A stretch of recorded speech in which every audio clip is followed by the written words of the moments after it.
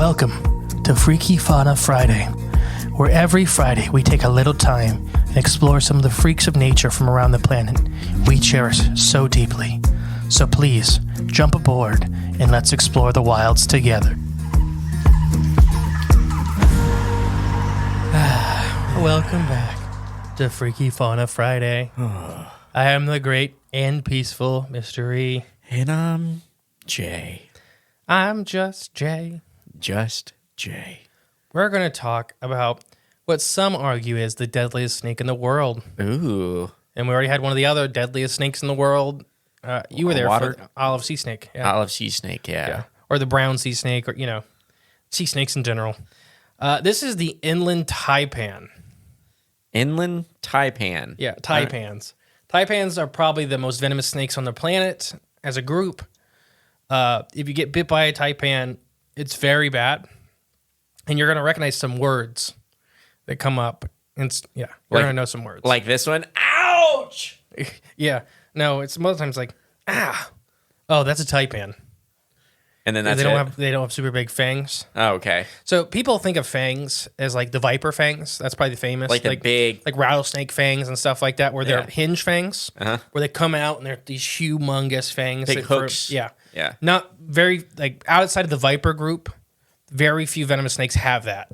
Okay. It's mostly like cobras and taipans and stuff have small harpoon-like venom delivering fangs. Like needles? Yeah. That's why people like gloves work with cobras. Like big leather gloves work for cobras for handling, but they don't work for vipers.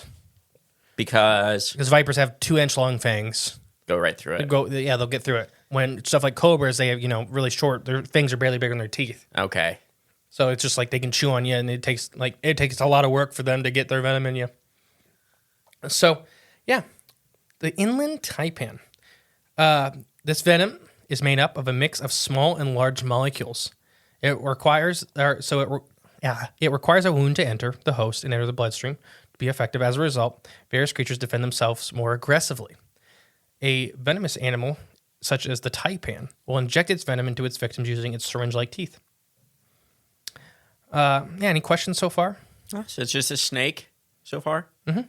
The Inland Taipan is sometimes referred to the world's most venomous snake. Unlike its common and fiery-tempered cohorts, the coastal taipan, this secretive serpent is generally peaceful and rarely seen in isolation and in semi-arid habitats.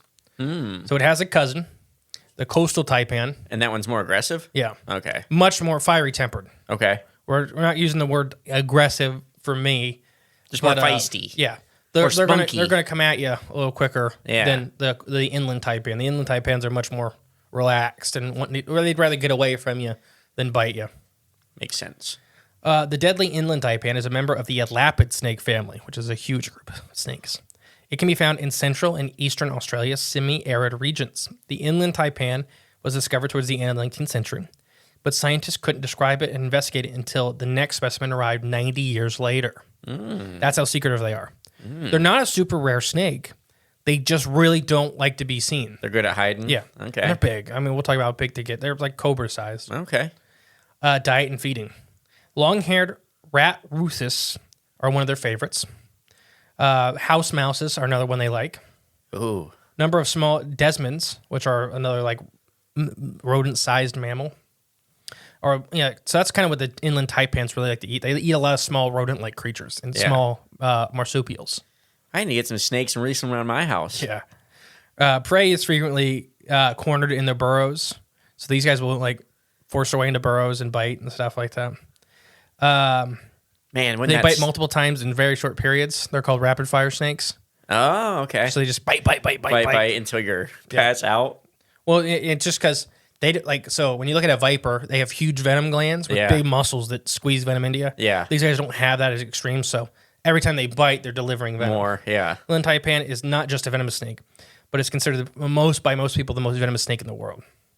So it's hard when we get to the talk about deadly snakes, because I literally last month have been asked what's the deadliest snake in the world 3 or 4 times. Yeah. That's a hard question to answer because to me, deadly means number of people killed. Okay. Not capability of killing the number of people. Yeah. Because these guys have probably one of the best capabilities of just killing everybody. So they're probably the deadliest. They are, if you get bit, you will die. Yeah. We'll talk about that though. The female snake, so we're going to talk about reproduction, is an oviparous, laying between 1 and 24 eggs in abandoned animal burrows or caves. After 2 months, the eggs hatch. The hatchlings are approximately 47 centimeters in length, about the length of your hand, a little bigger. Okay. And this species has really like a lot of fluctuations in reproductive weight.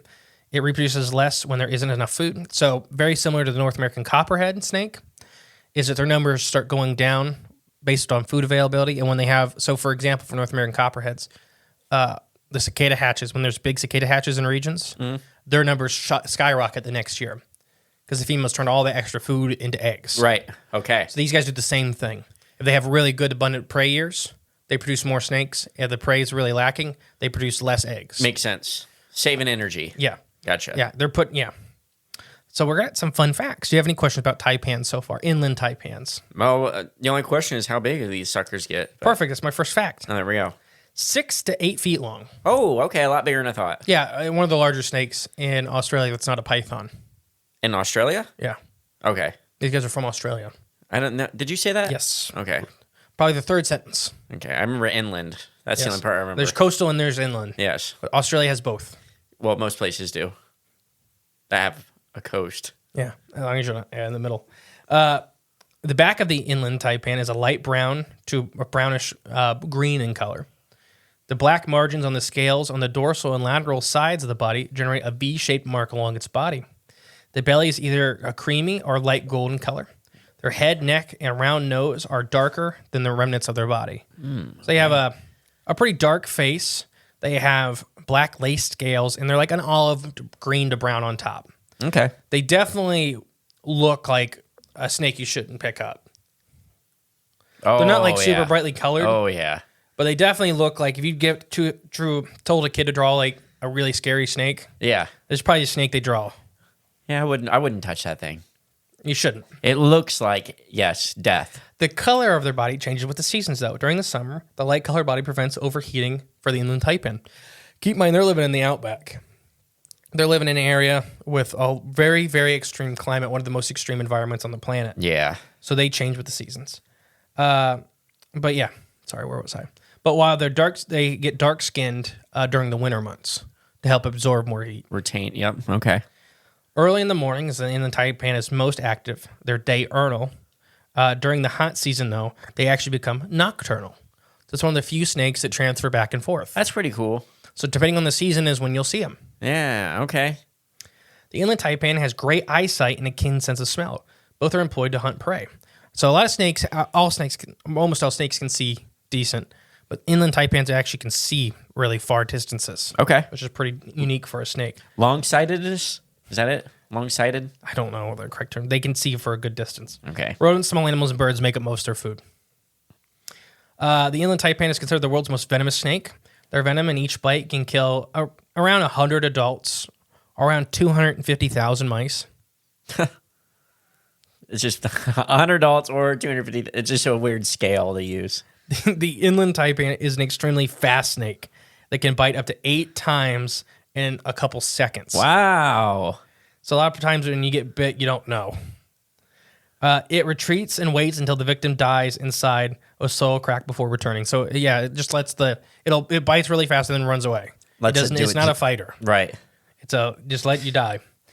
The number of rodents determine the number of wild inland taipans. Food abundant rodent populations result in rapid increase in the number of inland taipans. So that's what they say. If you start finding a lot of mice, you watch out for taipans.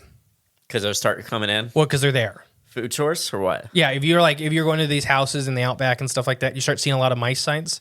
Be really careful because there are taipans there. Okay. If there are mice, there are taipans. Yes. If there's a food source for them, they will be there. The invasive house mouse is one of their favorite food sources. Yeah. Because of their strong venom, the inland taipan is known as a fierce snake, though not aggressive by nature. They're actually a very curious snake, so they'll come up. Like the olive sea snake? Yeah. And you see that with a lot of like a really extremely venomous snakes, is they just nothing messes with them. Right, Why would you? Right. Their only real predator is some birds of prey.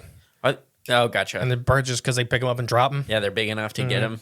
Are these guys? Are they sold at all here? Are they illegal? There are people depending on the state, that have them in venomous snake collections, taipans. I'm not sure if it's both inland and coastal, but coastals are much more aggressive than inlands. Right. So, but if you get bit by an inland, you're going to die. That's my next fact. Let me get there. Humans rarely encounter taipans in the wild, ever. Even in areas with high taipan abundance. Almost all human bites are self-inflicted. Gotcha. As in, they bite messing with the taipan. Oh, I thought the humans bit themselves. No. Why bites are quite rare. Inland taipans only bite truly in self-defense is what most herpetologists agree in. Gotcha. Okay. They're not going out of their way to go find you and bite you. Yeah. They're biting out of, like, you cornered them or Yeah, something. like a lot of people grab them. Yeah. Thinking they're some of the other Australian snakes. Uh-huh. And they grab them, and then the taipan just turns around and nails you. Getting that death blow. How long do you think it takes for you to die if you get bit by a taipan? 30 minutes. Yep. On the 30? dot. Really? Mm-hmm. If you're lucky. That's pretty good. I know my snake venom. Yeah, this is one of the ones they call 30-step snakes and stuff like that. Oh, really? Yeah. Man. That name's shared with several species in the world. Yeah, I bet. Yeah. But this is one of the 30-step snakes. Because there's no anti-venom because you're just going to die. I just seen a video of a guy who got bit on the finger by a snake. I misspoke. There is anti-venom. It's almost pointless. Because you got to give it, you have to have it on you, basically. Yeah. I know, and then owning venomous snakes in the U.S., here's my thing. I'm not a big, super huge rule person. The venomous snakes Ohio does it too extreme to where there's only 2 permits in the whole state of Ohio. That's kind of a funny joke in the reptile community. Okay. To own venomous snakes. There's only 2 permits ever been issued, that are actively issued right now. Okay. And they're both guys in their 60s. Okay. It's so hard to get a permit to own venomous snakes in Ohio. Oh, okay. It's so hard. Only 2 were able to actually do it, and they're both. It's probably a long time ago. Yeah, they got grandfathered in. Yeah, because the other guy was one of my college professors, Dave, that just had passed away last year. Oh, okay. So there was 3 up until he passed away. Oh, wow. And now there's 2. Wow. So that's kind of the joke in the reptile community in Ohio is that there's no venomous snake permits. Right. Yeah. They say there is, but it's there's so 2. much money and so many classes, and it's impossible to get. It's like being in a town and you want to open up a new bar or something, but there's only so many liquor licenses that go around. And then other states, I want to say Indiana and Michigan both have pretty loose laws. And some of the reptile laws are probably a little too loose. Okay. For my liking. But so I think I guess what I'm getting at, there needs to be regulation, but not to the extreme like Ohio does. Okay. But should you be able to go buy an inland taipan? No. I do think you need a permit. Yeah. Because it is, if each snake can kill 100 people in a day, and if it's already been in a box and shipped across the world. Yeah. It's not happy. Are they rare? Are they endangered? We don't know a lot about them because they're very secretive. Like I said, it took 90 years to get a second specimen. That's right. So they're there. People know they're there. We just don't know in how much abundance. Okay. Yeah. Because their pattern's really cool. They're gorgeous yeah, snakes. If you had a snakeskin pair of boots with those, I can't. First of all, I can't imagine how expensive they'd be. But man, you would look very expensive. To me, they look very similar to a green mamba. Yeah, from Africa. They have that kind of face look to them and stuff like that. Yeah, they're neat looking. Mambas are probably there's one of those other that are considered the most deadly snakes in the world because mambas are very territorial. Gotcha. That's very rare for snakes. They don't have nearly as strong a venom as a taipan, but they're still deadly. But they'll come for you. And they're one of the few snakes that'll come for you, come attack you. Yeah, they have very small territories. But yeah, any questions about inland taipans? Now this is pretty neat. Little creatures. Yeah, like I said, coastal taipans are much more aggressive, not nearly as venomous. Inland taipans are very venomous. So there's the big difference. So they're freaky fauna feature. As if you get bit, you will die. And they're very, very secretive. Yeah, and that's something I thought was really interesting about them is that they just do not like to be seen. Yeah, they have killed people. Don't get me wrong, they've killed a handful of people. But like I said, pretty much every person they've killed in the last 100 years has picked them up. Right. Yeah. Wanted to make boots out of them, and they didn't. Yeah, good luck. Yeah. Yeah, it's like the rattlesnake roundups are horrible in the U.S. Yeah. And we've talked about it. I'm not sure if we talked about it on the show, but we're talking about it on the other shows. that they have now bred population. They've selectively bred populations of rattlesnakes in That don't Texas, rattle. Oklahoma that don't rattle. Yeah, perfect. Because they find these rattlesnakes and kill them all because they have this idea that snakes are horrible creatures. Yeah. Snakes are a crucial part of the environment. yeah, I hate rodents. yeah. I'll Oh take yeah. venomous snakes over rodents any day. I think I'll agree with you on that because snakes at least aren't getting into your house, getting into all your Even if you don't, there's almost no diseases you can get from them. right, and they're not tearing into your food and Almost no Getting in the snake on dog the planet food. besides like the two species I just named, the black and green mambas, yeah, are not aggressive. right. Like even rattlesnakes, a lot of times you got to step on them to get them to bite. So the only other thing that's kind of close is like the coastal taipan. You know, they're a little fiery, They're a little fiery. spunky. But nothing like mambas will like, you see them from 40 foot away and they're coming at you. Yeah, flying. Like, something's in my square, I have to kill it. They grow legged and run at you. There's and a then they story of them fall like off. attacking elephants and stuff like that. Jeez, I believe it. Well, there's like, they have like a 40 by 40 foot territory. Yeah, and anything that steps in it. They're just like, I gotta kill it. Yeah, I just gotta kill it. it's like a red healer. Yes, it is.